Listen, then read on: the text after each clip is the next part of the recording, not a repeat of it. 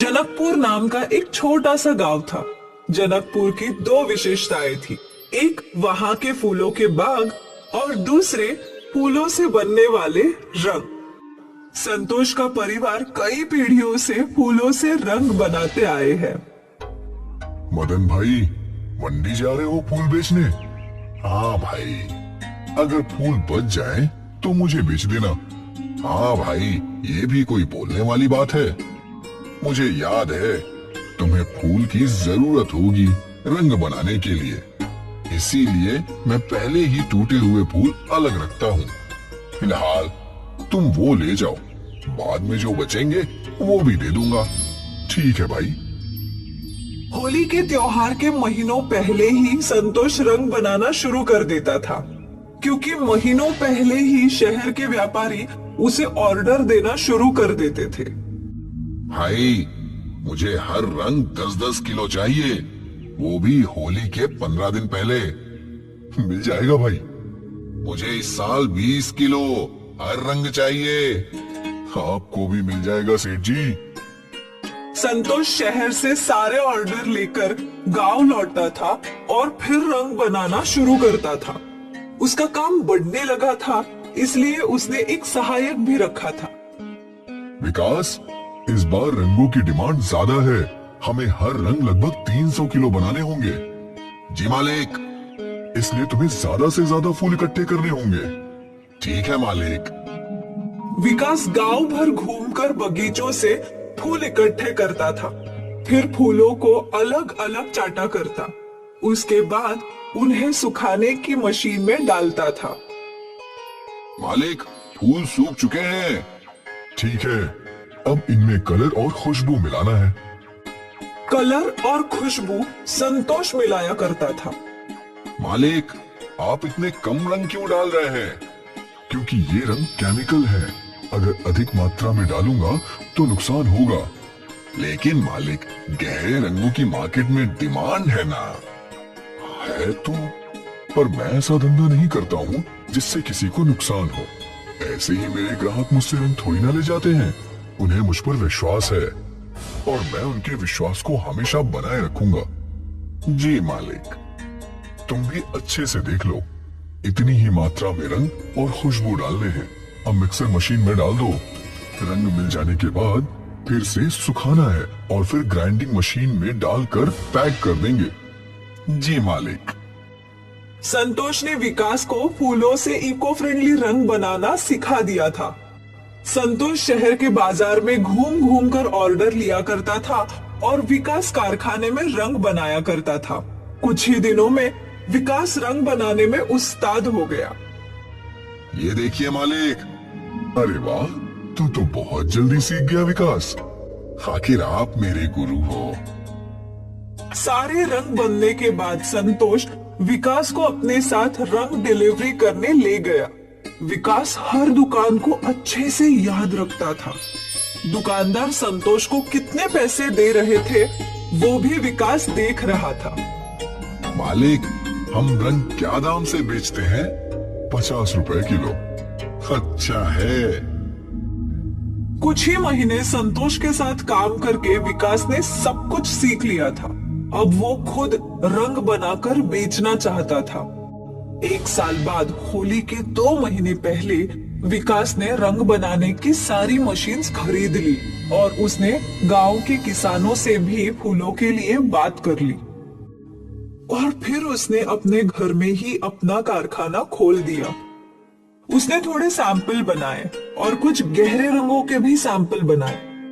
ये सारे सैंपल्स लेकर विकास शहर के दुकानों में गया। संतोष भाई आपको 50 रुपए किलो के दाम पे देते हैं ना, मैं आपको 40 रुपए किलो के दाम पे दे सकता हूँ। और मेरे पास गहरे रंग भी हैं। अरे वाह, तब तो मुझे 10-15 किलो रंग चाहिए। ठीक है सेठ जी। विकास कई और दुकानों पे गया और काफी दुकानदारों ने उसे ऑर्डर दे दिया, पर कुछ ऐसे भी थे जिन्होंने विकास को मना कर दिया। मैं तो संतोष भाई से ही रंग खरीदता हूँ, मैं उन्हें ही ऑर्डर दूंगा। ठीक है सेठ जी। इस साल संतोष को कम ऑर्डर्स आए। आपने जिसे सिखाया उसने आपको ही धोखा दिया, खुद का व्यापार खोल लिया। अब ये तो दुनिया का नियम है, हर कोई अपनी उन्नति सोचता है। अब इसमें उसकी क्या गलती है? बस उम्मीद है वो भी बिना बेईमानी से काम करे। वो कुछ भी करे, हमें उससे क्या? उसके रंगों से किसी को नुकसान नहीं होना चाहिए। मैंने उसे सिखाते वक्त मना किया था कि वो गहरे रंग ना बनाए, पर सुना है वो गहरे रंग भी बेच रहा है। उसका वो देखे, मैं यहाँ आपकी मदद करने आई हूँ, उसकी तारीफ सुनने नहीं। संतोष और उसकी पत्नी मिलकर ईमानदारी से रंग बनाने लगे और वहां दूसरी ओर विकास गहरे रंग बना रहा था। होली के 15 दिन पहले विकास और संतोष दोनों रंगों के ऑर्डर डिलीवर करने लगे। दोनों अपनी अपनी कमाई देखकर खुश थे। आखिर होली का त्योहार नजदीक आया। शहर के दुकानों में रंग बिकने लगे। होली के दिन रंगों की बौछार थी। हवा में रंग ही रंग उड़ रहे थे, कहीं लाल तो कहीं हरा। बच्चे बूढ़े सभी लोग एक दूसरे को रंग लगाकर खुशी से झूम रहे थे। दादाजी, बुरा ना मानो, होली है, होली है। होली के शोरगुल में हर कोई मगन था। राधा ने अपनी बेटी पायल को गहरे रंग लगाए और कुछ ही देर में पायल चिल्लाने लगी, माँ, जल रहे हैं, मेरे गाल जल रहे हैं, मेरे गाल जल रहे हैं, मेरे भी जल रहे हैं। शहर के कई बच्चों को रंगों से जलन होने लगी। सभी को अस्पताल में एडमिट करवाया गया और होली का उत्सव मातम में बदल गया।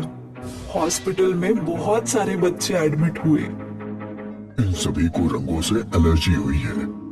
हमने तो फूलों से बने हुए इको फ्रेंडली रंग खरीदे थे। उन रंगों के सैंपल को जांच के लिए भेजते हैं। डॉक्टर ने रंगों के सैंपल को जांच के लिए भेज दिया और पुलिस ने लोगों की शिकायत दर्ज की। जांच के बाद पता चला इन्हीं गहरे रंगों से बच्चों की त्वचा पर एलर्जी हुई है। अब हम इन गहरे रंग बेचने वालों के पास चलते हैं। पुलिस और कई लोग सेठ की दुकान पर पहुंचे। शर्म नहीं आती मिलावटी रंग बेचते हुए? नहीं सर, मैं तो एकदम इको फ्रेंडली रंग बेचता हूँ। अच्छा, तो ये गहरे रंग इको फ्रेंडली है क्या? जी सर, ये तो मेरे नए सप्लायर ने बनाए थे। मुझे तो यही बोल के बेचा है कि ये फूलों के रंग है। चल, हमें अपने सप्लायर के पास लेके चल। सेठ पुलिस को सीधा विकास के घर लेके गया। यही है वो जिसने मुझे ये गहरे रंग बेचे थे। पुलिस को देखकर विकास घबरा गया। क्या बात है सर? तेरी वजह से कितने सारे बच्चे बीमार हैं। सबको स्किन एलर्जी हो गई है। तूने केमिकल वाले रंगों को इको फ्रेंडली बनाकर बेचा। नहीं सर, मैंने ऐसा कुछ नहीं किया है। मैं तो फूलों से ही रंग बनाता हूँ। हाँ, वो सब हमने पता लगा लिया है। इसके साथ साथ उन सारे व्यापारियों को भी पकड़ो जिनको इसने रंग बेचा है। इससे अच्छा तो मैं संतोष भाई से ही रंग लेता। कहाँ थोड़े से पैसों की लालच में मैंने ये मुसीबत मोल ली।